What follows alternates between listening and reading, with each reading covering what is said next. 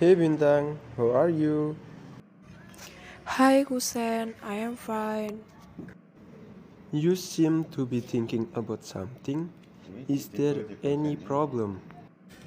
Yes, I am thinking about tomorrow's test. I don't understand. Test? Do you join remedial test?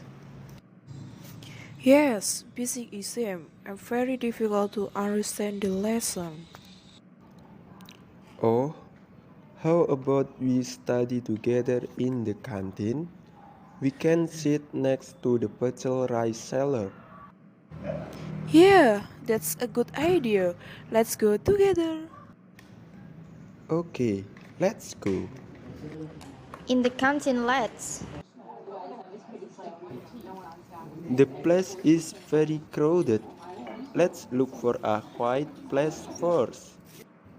Okay, look, over there. Next to the student wearing a black hat. Did you bring the basic book? I'm sorry, if I will not hurry, I will bring a basic book now. Oh, don't worry Bintang. We can borrow at the library. Okay, let's go to the library. When they walked to the library, but in the middle of the road, Bintang said something. Oh my god, I forgot to return the book in the library. Wait here, I will take the book for a while. Okay, be careful. 5 minutes later,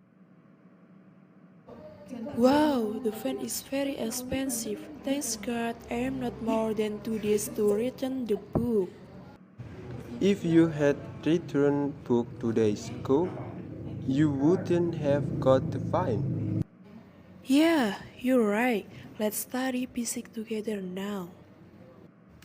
Okay, let's go.